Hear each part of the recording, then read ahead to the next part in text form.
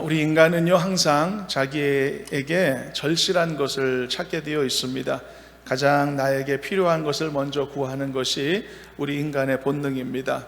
어느 날 보면은 계속 목마르고 물을 찾게 되어 있던데, 가만히 생각하면 그날 식사가 아주 짜구나 라고 하는 것을 알 수가 있습니다. 내 몸이 반응을 하는 거죠. 본능은 원래 그런 것입니다. 우리가 그렇게 하려고 마음 먹지 않았어도 자연스럽게 그 일을 우리가 하게 되어 있는 그 무언가, 그것이 본능으로 이루어지는 그런 종류의 일들인 것이죠. 배가 고픈 사람은 음식을 찾습니다. 목이 마른 사람은 물을 찾게 되어 있고요, 몸이 아픈 사람은 아무리 바빠도 약을 먼저 찾고 병원에 가게 되어 있습니다. 자기 집에 불이 났다. 그 사람에게 가장 필요한 것은 뭐겠습니까? 119를 부를 수 있는 전화기가 필요하겠고, 당장 불을 끌 수 있는 소화기가 필요하겠죠. 이런 일을 당한 사람이라면 고민하거나 앉아서 연구할 시간이 없겠습니다. 본능적으로 이런 것들을 바쁘게 찾을 겁니다. 이처럼 우리는 나면서부터 가장 좋은 것을 찾게 되는 본능이라는 것이 있습니다.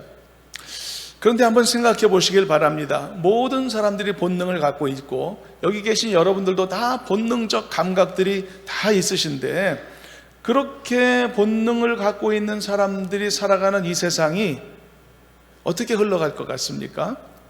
단순하게 생각해 보면, 원리적으로만 따져보면 이 세상은 아무 문제가 없을 것 같고, 모든 사람들은 행복하고 만족하게만 지낼 수 있을 것 같습니다. 왜냐하면 본능이 내가 원하는 것을 하게 만들어줄 테니까요. 그러나 아쉽게도 충실한 본능을 갖고 살아가고 있는 이 세상의 많은 사람들이 사는 이 삶에서는 수많은 갈등들이 생겨나고, 그리고 다툼과 문제들이 발생하는 것을 볼 수가 있는 것이죠. 왜 그럴까? 모든 사람들이 본능적으로 자기에게 가장 좋은 것을 선택할 능력이 다 있는데, 왜 많은 사람들이 행복하지 못하고 만족하지 못하는 삶을 살아갈까? 왜 많은 문제들이 있을까? 이유가 있는데요, 우리 모두는 이미 다 좋은 것을 찾는 본능을 갖고 있긴 하지만, 나에게 좋은 것이란 어떤 것인가라는 이 질문에 대한 답을 정할 때 실수할 가능성이 굉장히 크기 때문인 것입니다.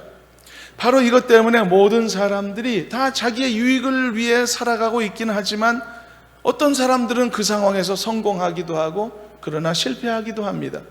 어떤 사람은 만족하지만 어떤 사람은 불만족으로 살기도 하고, 어떤 사람은 삶 속에서 구원을 받지만 어떤 사람은 구원에 실패하기도 하는 것입니다. 그렇다면 이런 실수를 주로 누가 많이 할까? 하나님을 경외하지 않고 세상을 사는 사람들, 즉 하나님을 아직 알지 못하는 많은 사람들이 주로 이런 실수를 한다고 볼 수 있겠죠. 그러면 그리스도인들에게는 이런 종류의 실수가 없다고 말할 수 있을까? 그렇지도 않습니다. 거듭난 신앙을 가졌으면서도 여전히 자기의 삶을 하나님께 맡기지 않는 사람들이 많기 때문이죠. 그래서 자기 뜻대로 판단하고 자기 뜻대로 내가 좋은 것을 결정하는 그런 삶을 살아가는 형식주의적인 그리스도인들이 많은데, 그들도 역시 이런 실수를 범하는 부류에 속하는 사람들인 것입니다. 그렇지만 특히 하나님의 존재나 하나님의 역사하심을 부인하는 불신자들이 더 많이 이런 실수를 하게 되어 있죠. 그들은 자기들의 생각에 내가 지금 가장 좋은 길로 가고 있다라고 판단합니다. 내가 가장 잘하고 있다라고 생각하고 있고, 내가 가장 잘 살고 있다, 최선을 다하고 있다라고 생각하고 있습니다. 그렇기 때문에 내가 최선을 다하기 때문에 나는 맞는 것이다, 내가 최선을 다해서 선택했기 때문에 이건 옳다라는 생각들을 갖고 살고 있는 것이죠. 그러나 그게 착각일 때가 많은 것입니다. 마치 어떤 사람이 미닫이 문을 앞에 놓고서 여닫이 문으로 착각하여서 계속 당겨서 열려고 하는 그런 시도를 하는 것과 마찬가지입니다. 삶의 고통에서 벗어나고 싶은 본능은 다 누구나 마찬가지인데, 그 삶의 고통에서 벗어나기 위해 삶을 끝내려는 선택을 하는 그런 어리석은 사람의 생각과 행동과도 같다는 것입니다. 살기 위해서 사는 것인데, 그런데 선택은 죽을 길을 선택하는 이런 일들이 생기기도 하는 것이죠. 이런 실수가 얼마나 많이 일어나는지. 제가 오래전 신학생 때 기숙사 생활을 했는데, 당시 기숙사에는 이제 시설이 열악해서 임시로 1층짜리 가건물을 나무로 뚝딱 지어서 이제 그곳을 기숙사로 사용했었습니다. 그러니까 벽이며 천장이며 사방이 나무로만 되어 있는 그런 형태였는데, 냉난방 시설도 없었죠. 대신 각 방에는 석유 난로가 이렇게 연통에 연결해서 그렇게 설치되어 있었습니다. 어느 추운 겨울날에 대부분의 학생들이 수업에 들어갔는데, 제 친구 하나가 수업이 없었는지 늦잠을 이 방에서 자고 있었습니다. 난로를 세게 틀어놓고 말이죠. 그런데 그만 난로가 과열이 되고 말았습니다. 불이 붙었습니다. 그런데 이 친구가 뒤늦게 깨어나서는 난로에 불이 난 걸 알고 얼마나 놀랐을까. 황급히 문을 열고 빠져나오려고 했는데, 나중에 그 친구한테 들은 얘기인데 문이 열리지를 않았다는 거예요. 엄청 당황하고 아무리 열려고 해도 열려지지가 않았다는 거예요. 얼마나 필사적이었을까. 난로가 활활 뒤에서 불부터 타오르고 있는데, 그래서 그 친구는 비명을 지르면서 문을 두들기기 시작했고, 다행히 복도에서 이제 지나던 몇몇 친구들이 그 위급한 상황을 알게 되었습니다. 복도에는 소화기가 그래도 몇 개씩 있어서, 여러 개가 있어서 친구들이 그 소화기를 전부 다 하나씩 갖고 와서 열리지 않는 그 문을 발로 뻥 차가지고 들어가서 그 좁은 방에다가 소화기를 그냥 냅다 뿌리게 되었죠. 어떤 친구는 뒤늦게 대야에다가 물을 가져와서 그 방에다가 뿌렸고 말이죠. 다행히 불은 꺼졌습니다만 그 방은 아주 난장판이 되고 말았습니다. 그리고 그 방에 혼자 있던 그 얼빠진 친구는 걸어서, 정신 나간 채 걸어서 나오는데 온몸에 하얀 가루를 다 묻히고, 그리고 그 위에 물벼락까지 맞아서 이 정신이 가출된 상태로 걸어 나오는 모습을 보게 되었습니다. 저와 친구들은 그 모습을 보고서 아마 그 해 중에서 최고로 많이 웃었던 그런 순간이었던 것 같습니다. 그런데 그 친구에게 나중에 물어봤습니다. 난로가 그렇게 활활 타는데 어떻게 계속 잠을 잘 수가 있었냐고 말이죠. 그랬더니 그 친구가 했던 말이 더 어이가 없었습니다. 뒤늦게 잠에서 깼답니다. 불이 난 것도 알았답니다. 그래서 당황해서 그 방을 빠져나오려고 몸부림을 쳤는데 문이 안 열리더라는 것이죠. 어떻게 가장 위급한 순간에 문이 안 열릴 수 있었을까? 나중에 알고 보니까 당겨서 열어야 되는 문을 계속 밀어서 열고 나오려고 그렇게 시도했었다는 것이죠. 그러니 그 문이 열려지겠습니까? 천하장사가 와도 그런 식으로는 문이 안 열리는 것이죠. 여러분, 당황해서 그랬겠지만 인간이라는 존재는요, 이렇게나 어이없는 실수를 언제든지 할 수 있는 존재라는 말씀입니다. 그래서 인간은 본능만으로는 살기 어려운 사람들인 것입니다. 본능은 그 불이 난 방에서 빠져나오는 것이 그 본능적인 결정이었죠. 그 친구도 본능적으로 그 상황을 그렇게 결정하고서 시기적절하게 정확하게 나오려고 하는 노력을 했던 것이죠. 그런데 문제는 본능에는 문제가 없지만 그 친구가 본능에 따라 취한 선택에 엄청난 하자가 있었던 것이죠. 어이없는 선택을 한 것이죠. 본능도 괜찮고 본능에 따른 결정도 다 살아있고 선택에 오류가 생긴 것입니다.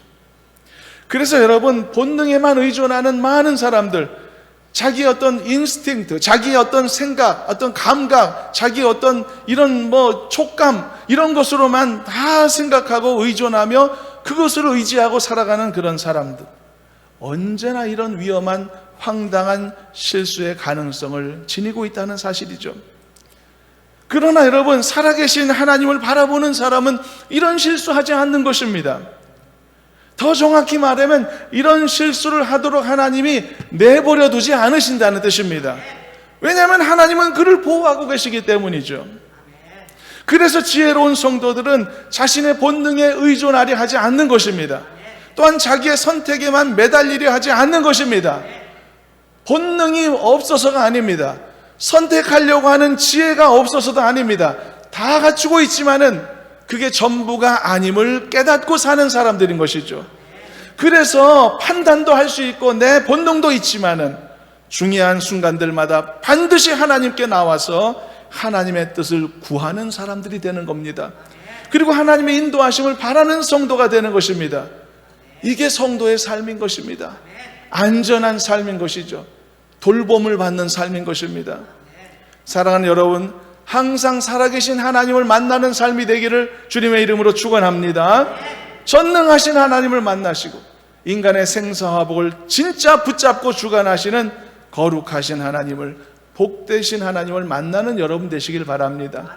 그 하나님의 돌봄과 인도하심과 여러분들의 어리석은 판단을 뛰어넘어 여러분들을 강하게 인도하시는 은혜 안에 살아가는 여러분들의 한 해의 삶이 되기를 주님의 이름으로 축원합니다. 오늘 말씀을 보니 시편 기자도 그렇게나 하나님을 찾고 찾았던 것을 볼 수 있습니다. 1절, 2절 말씀을 합독해 보겠습니다. 1절입니다. 하나님이여 사슴이 시냇물을 찾기에 갈급함같이 내 영혼이 주를 찾기에 갈급하니이다. 내 영혼이 하나님 곧 살아계시는 하나님을 갈망하나니 내가 어느 때에 나가서 하나님의 얼굴을 배울까. 여러분, 이 글을 읽으면 시편 기자의 그 절실함을 여러분 전달받을 수 있지 않을까요? 얼마나 간절하나.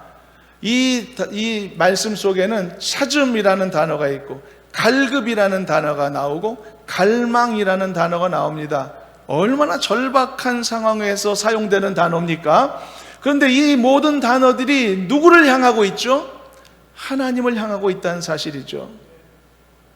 여러분, 시편 기자라고 해서 급한 일이 없겠습니까? 발등 앞에 떨어진 일을 그냥 급히 해결하고자 하는 그런 급한 마음이 왜 없겠습니까? 그러나 시편 기자는 육신의 본능이 원하는 대로만 행동하지 않았고 거룩하신 하나님을 바라보기를 선택했고 그분을 의지하기로 마음을 먹었었던 것이죠. 여러분들도요, 그저 눈앞에 보여지는 것을 그대로 판단하는 것으로만 살아가지 마시길 바랍니다. 본능이 원하는 대로 내 감정을 그냥 방치하지 마시길 바랍니다. 여러분, 내 감정도요, 내 본능에 따라 방치하면은 여러분 더 기쁜 쪽으로 나아갈까요? 아니면 절망 쪽으로 나아갈까요? 여러분, 내 감정도 그냥 그대로 본능대로만 살게 놔두면 날마다 좋아지고 기쁠까요? 그렇지 않습니다. 내 감정도요, 내 본능에 따라만 놔두면은 더 걱정하고 더 염려하고 더 절망 속으로 빠져가게 되는 겁니다. 그게 어쩔 수 없는 인생인 것입니다. 그래서 내 감정도 본능에 맡겨서는 안 되는 것입니다. 여러분, 그냥 감정으로만 살아가면은 얼마나 세상에 걱정할 일이 많습니까? 두려운 일도 많고요. 내가 갑자기 아프면 어떡하지?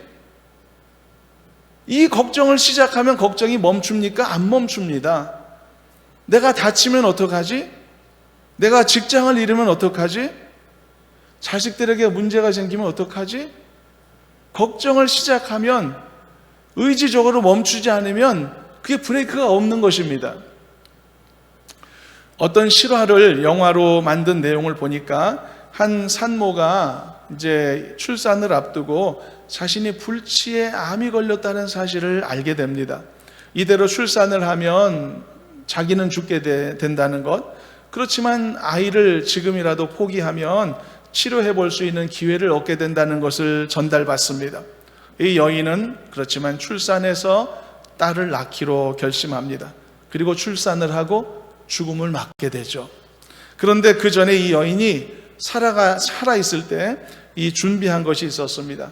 딸이 18살 생일을 맞을 때까지 매년 딸의 생일마다 엄마가 보내는 생일 선물을 미리 준비해 놓고 가는 것이었습니다. 남편한테 어떤 것은 준비하고 어떤 애는 친한 친구한테 준비하고 가장 정성스러운 선물들을 그렇게 준비하고 그렇게 떠났다는 그런 이야기입니다. 이 엄마의 애틋함이 보여지긴 하지만 어쩌보면은 사랑하는 마음보다는 남겨둔다는, 홀로 자식을 남겨둔다는 어떤 걱정과 두려움의 감정 때문에 그런 일을 하게 되었던 것이 아닐까 생각이 듭니다. 자식 걱정도 시작하면 한이 없어지는 것이 아닙니까? 걱정할 일이 한두 개가 아니죠. 집에 도둑이 들면 어떡하나? 강도 들면 어떡하지? 걱정하면 한이 없습니다. 더 나아가서 우리나라 잘못되면 어떡하지? 지구온난화로 해수면이 올라가면 어떡하지? 멸종위기 생물들이 많아진다는데 그렇게 되면 어떡하지? 이런 식으로 걱정의 스케일이 더 커지는 경우들도 있습니다. 이런 걸 우리식으로 표현하면은 오지랖이 넓어진다, 그렇게 표현하기도 합니다. 내 이 관심의 대상이 넓어지는데, 넓어지는 건 좋은데 그것을 다 걱정과 근심거리로만 받아내고 있으니 그게 문제가 될 수 있다는 뜻입니다. 모든 이런 문제의식을 우리가 갖지 말라는 것이 아닙니다. 문제의식을 가져야 대비도 하고 준비도 하고 대처도 하겠지만은, 그러나 문제는 이런 것들을 걱정, 두려움의 감정으로 받아들인다는 것에 오늘 말씀에 도전이 있는 것입니다. 본능에 예민하고 본능에 충실한 사람일수록 모든 것을 더 깊이 생각하기 마련인데, 그 과정에서는 긍정적인 생각보다는 부정적인 쪽으로의 생각이 더 많이 자라는 것을 볼 수 있는 거죠. 그래서 본능에 충실한 사람일수록 근심이 많고 두려움도 많게 되는 것입니다.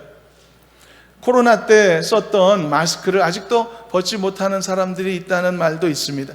물론 필요하면 다시 쓰기도 해야 되겠죠.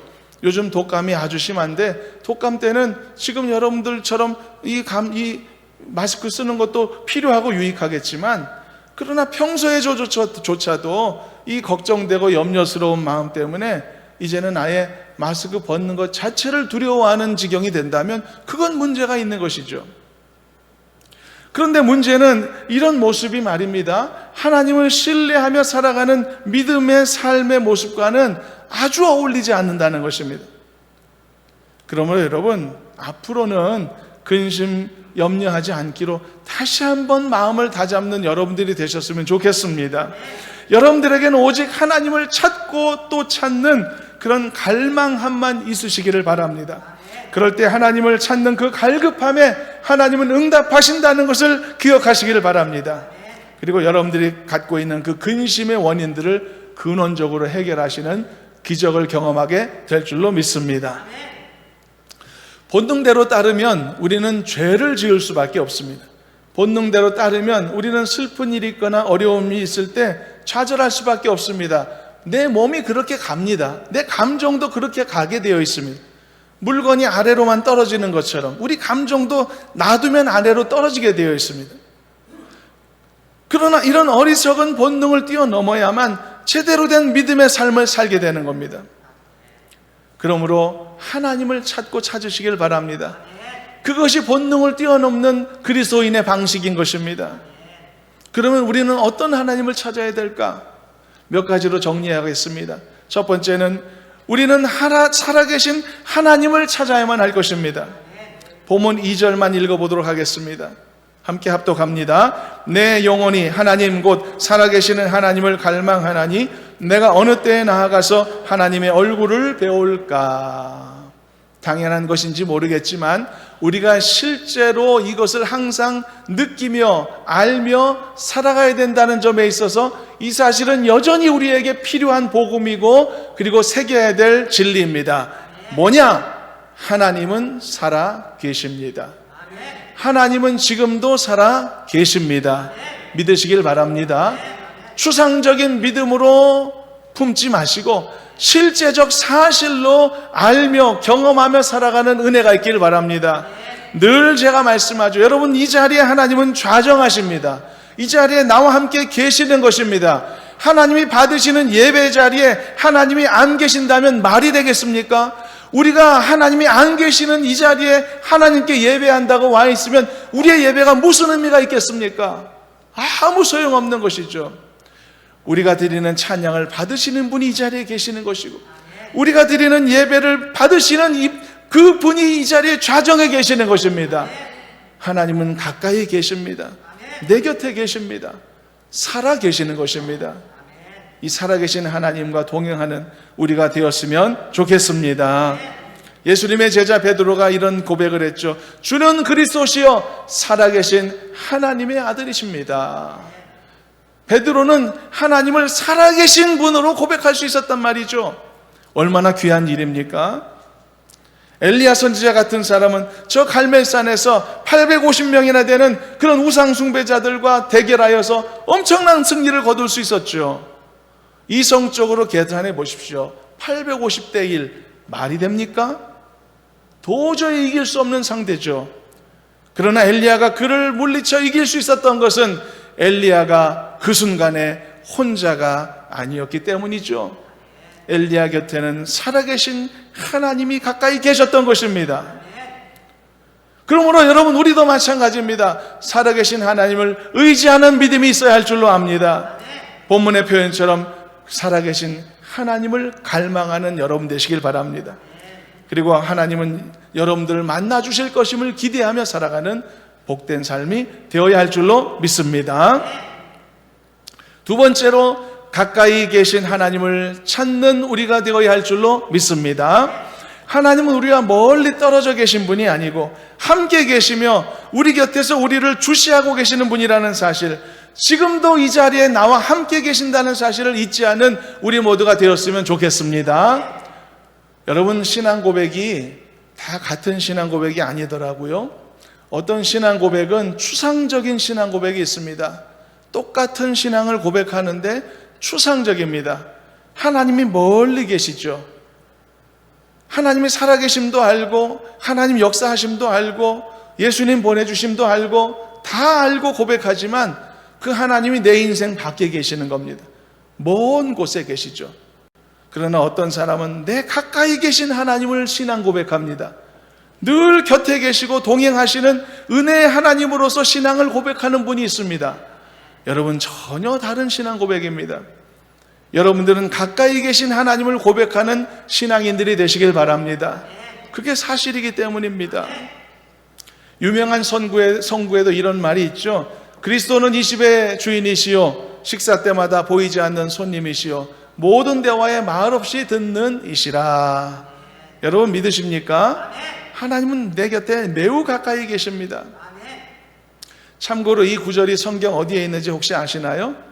성경 퀴즈를 내려고 합니다. 구약 성경에 있다 1번, 신약 성경에 있다 2번, 나는 본 적이 없다 3번. 몇 번 같습니까? 역시 눈치가 빠르신 분들은 3번이라는 것을 이미 알고 계십니다. 여러분, 성경에 이런 구절 없습니다. 저도 찾아보려고 했는데 안 나옵니다. 하지만 내용은 강력한 사실이죠. 그리스도는 이 집의 주인이시요 식사 때마다 보이지 않는 손님이시요 모든 대화에 말없이 듣는 이시다. 하나님은 가까이 계십니다.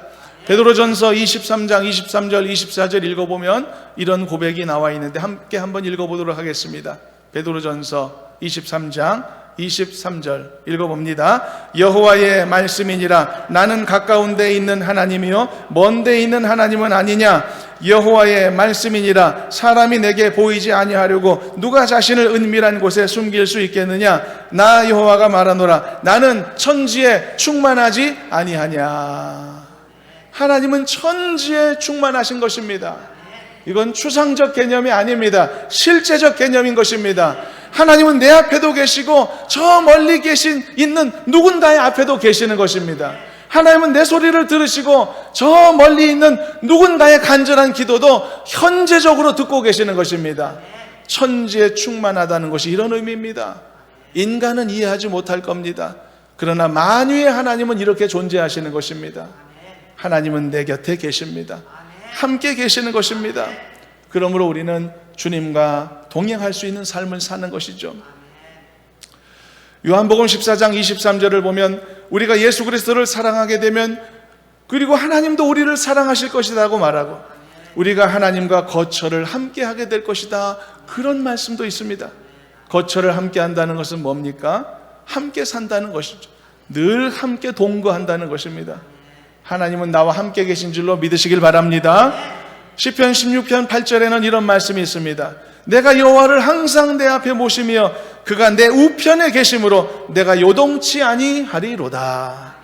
다윗이 많은 환난과 고난을 겪었지만 흔들리지 않고 자기 고백처럼 내가 요동하지 않을 수 있었던 이유가 어디에 있을까? 그가 고백한 것처럼 하나님이 내 앞에 계시기 때문에, 나는 하나님을 내 옆에 모시고 있기 때문에, 그래서 내가 흔들리지 않았다라고 고백한 것이 아니겠습니까?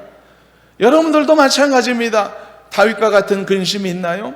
걱정과 고민이 여러분들 인생 가운데 있습니까? 그러나 여러분 우편에 계시는 하나님 바라보시길 바랍니다. 그것으로 인해 요동하지 않는 여러분들의 믿음이 되시길 바랍니다.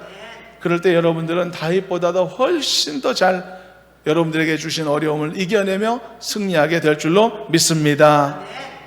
구약에 엘리사 선지자가 있죠. 엘리사가 활동하던 시절에 아람 군대가 이스라엘을 많이 괴롭혔습니다. 그 당시 아람 군대는 이스라엘과는 비교할 수 없는 강성한 군대를 갖고 있었죠. 그런데 어찌된 영문인지 매번 아람 군대들이 이 이스라엘에게 승리하지를 못하는 것입니다. 작전이 다 들통나는 거예요. 어디에 이게 숨어 있거나 매복해 있어도 이스라엘이 미리 알고 다 대비하고, 이런 일들이 계속 반복되니까 아람의 왕이 번뇌하기 시작합니다. 그리고는 의심하기 시작하죠. 우리 중에 이스라엘 첩자가 있구나. 그런데 왕의 신복 중에 하나가 진실을 왕에게 알려줍니다. 이스라엘에 엘리사라는 선지자가 있는데 이 엘리사가 하나님으로부터 말씀을 받아 공격할 곳을 미리 다 알려주고 있더라고요. 그래서 아람 왕은 결심하죠. 내가 이스라엘을 정복하려면 이자부터 없애야 되겠구나. 그래서 엘리사가 도단이라는 곳에 머물러 있을 때 전 군대가 그 도단으로 진격하게 됩니다. 그 한 사람 잡으려고 개미떼 같은 그런 많은 군대가 이 성을 둘러싸게 되었죠. 여러분, 거기서 살아남을 사람이 있습니까? 가능성 자체가 없는 것이죠. 엘리사가 그런 상황에 처해 있을 때 엘리사의 사환 한 사람이 그와 함께 있었습니다. 그는 예전에 연약한 나의 모습을 보는 것 같은 그런 사람이었었죠. 그는 그 상황을 보고서 엘리사에게 말합니다. 아, 엘리사여, 우리가 어찌하리까? 탄식을 합니다. 성경에 탄식의 표현이 많지 않습니다. 이 사환이 그런 탄식을 한 겁니다. 내 주여, 우리가 어찌하리까? 절망적 상황을 표현했죠. 누구라도 그랬을 겁니다. 그때 엘리사는 말하죠. 먼 곳에 있는 하나님이 아니라 지금 나와 함께 하시고 내 가까이 계신 하나님을 엘리사는 고백하였습니다. 그래서 엘리사가 뭐라고 말했습니까? 두려워하지 말아라. 우리와 함께한 자가 저들과 함께한 자보다 많도다. 엘리사는 자신을 구원하기 위해 하나님이 보내신 수많은 천사들을 볼 수 있었던 것입니다. 그걸 알 수 있었던 것입니다. 그래서 어떤 위급한 그 상황 속에서라도 하나님의 도우심이 나와 함께 하심을 이렇게 믿는 사람이라면 엘리사 같은 요동하지 않는 심령을 갖는 것이죠. 담대하고 평안한 마음을 유지할 수가 있는 것입니다. 그렇지만 같은 상황 속에 있었어도 엘리사의 사환 같은 사람은 그것을 볼 수 없고 알 수 없기에, 하나님의 구원의 손길이 내 옆에 있다는 것을 깨닫지 못하기에 괴롭고 절망적인 상황을 맞게 되는 것이죠. 다시 한번 여러분들에게 당부합니다. 하나님은 항상 나와 가까이 계신 줄로 믿으시길 바랍니다. 기쁨 중에도 가까이, 즐거움 중에도 가까이 계시고, 위급한 상황 속에서도, 절망 가운데서도 전능하신 하나님은 나를 떠나지 않고 위로하시는 것이라는 사실 잊지 마시길 바랍니다. 이달의 찬양으로 우리가 이제 부르기 시작한 주의 자녀로 산다는 게 뭐냐? 불 가운데로 지나가는 것이고 물 가운데로 지나가는 것이라고. 그렇지만 그 속에서 신실하게 나를 지키시는 주님을 경험하는 게, 그게 주의 자녀로 살아가는 인생이라고 우리가 다 같이 찬양하지 않았습니까? 찬양대로 살아가는 여러분 되기를 바랍니다. 우리가 새해를 열면서 이달의 찬양, 이런 가사로 이렇게 함께 나눈 이유가 있는 것입니다. 주의 자녀로 살아가는데 주저함이 없으시기를 바라고, 그 주의 자녀로 믿음을 갖고 사는 것에 어려움과 힘든 일이 있다는 것도 이해하시길 바라고, 불 가운데, 물 가운데 지나가는 것 같지만 그게 다가 아니라 그 속에서 나를 지키시는 주님이 계심을 경험하는 것이, 그게 주의 자녀의 인생이라고 그렇게 이해하고 고백하고 소망하는 우리가 되셨으면 좋겠습니다. 세 번째로, 나를 도우시는 하나님을 찾아야 할 줄로 믿습니다. 5절 말씀을 함께 읽어보겠습니다. 5절 말씀 합독합니다. 내 영혼아, 네가 어찌하여 낙심하며 어찌하여 내 속에서 불안해하는가? 너는 하나님께 소망을 두라. 그가 나타나 도우심으로 말미암아 내가 여전히 찬송하리로다. 너는 하나님께 소망을 두어라. 그가 나타나 너를 도우실 것이다. 그러므로 나는 찬송할 수 있다라고 말이죠. 바울이요, 전도 사역을 하던 중에 거의 마쳐지는 시점에 아그리빠 왕 앞에 이제 가게 됐던 적이 있었죠. 그때 바울이 자신의 인생을, 이 사역의 여정을 반추하면서 그 앞에서 이 간증을 한 적이 있었습니다. 그 설명에서 바울이 이렇게 고백했죠. 하나님의 도우심을 받아 내가 오늘 이 자리까지 왔습니다. 내가 높고 낮은 많은 사람들 앞에서 예수 그리스도를 증거했는데 그것은 바로 하나님의 도우심 결과였습니다 라고 고백할 수 있었죠. 여러분, 이런 멋있는 사람 되면 어떨까요? 여러분들의 인생을 잘 마무리하는 그 순간에 여러분들의 살아온 삶을 이렇게 돌아보면서 자신 있게 고백하는 것이죠. 내가 살아온 모든 순간순간은 하나님의 도우심의 결과였다라고 말입니다. 여러분, 나중에 그런 고백하려고 하지 마시고 지금 당장 고백할 수 있는 믿음의 사람이 되시기를 바라고, 한 해를 살아가면서도 이런 고백 속에 살아가는 우리가 되시기를 소망합니다. 모세도 이스라엘 백성들 앞에서 이제 자기가 하나님 앞에 불려갈 날이 얼마 남지 않은 그런 시점에서 이런 말을 남겼죠. 이스라엘아, 너희들은 행복한 자로다. 여호와의 구원을 너같이 얻은 백성이 세상에 어디 있느냐? 그는 너를 돕는 방패시며 너의 영광의 칼이시로다. 모세가 말했습니다. 하나님은 너희들을 돕는 방패이시다라고 말이죠. 하나님의 도우심을 입는 자가 행복자가 아닙니까? 여호와의 구원을 얻은 백성이 세상에 우리 같은 사람이 어디 있습니까? 그는 나를 돕는 방패시며 나의 영광의 칼이 되시는 줄로 믿습니다. 그러므로 여러분, 더 강하고 담대하게 주님의 도우심을 찾고 찾으시길 바랍니다. 하나님의 도우심은 바울만의 것도 아니고 모세만의 것도 아닙니다. 찾고 바라는 나와 같은 모든 성도들의 것임을 믿습니다. 그럴 때 우리는 반드시 도우심을 얻게 될 줄로 믿습니다. 말씀을 정리합니다. 우리는 본능에 따라 움직이는 삶이 당연하고 잘 사는 것 같이 착각했지만 절대 아님을 알았습니다. 너무나 위험한 인생의 방식입니다. 그래서 우리의 본능 자체야 문제가 없을지라도 본능에 따라 행하는 우리의 선택의 오류가 많을 수 있다는 것 말씀을 나누었습니다. 그러므로 우리는 반드시 내 생각과 판단에만 의존하는 삶을 버리고 하나님을 찾으며 하나님을 갈망하며 갈급함으로 하나님 앞에 나아가야 하는 것을 깨달았습니다. 살아계신 하나님을 찾아야 되고 가까이 계신 하나님을 찾아야 되며 나를 도우시는 하나님을 찾아야 된다는 것을 알았습니다. 이렇게 하나님에게 소망을 두고 찾고 찾으면 반드시 만나게 될 것이며 그의 도우심을 힘있게 될 때 근심 걱정 다 사라질 것이며 나는 여전히 하나님을 찬송하는 은혜로운 성도로 서게 될 줄로 믿습니다. 이런 믿음의 승리자들로 한 해를 힘있게 멋지게 살아가는 여러분 되시고 여러분들의 가족들, 특히 자녀들의 삶 되기를 주님의 이름으로 축원합니다. 하나님 감사합니다. 저희들을 지극히 사랑하사 새로운 한 해 앞에 우리를 세워주셔서 감사합니다. 홀로 보내시는 것이 아니라 함께 걸어가시는 줄로 믿사오니 동행하는 승리의 삶 올해도 축복으로 함께하여 주시옵소서. 예수님의 이름으로 기도하옵나이다. 아멘.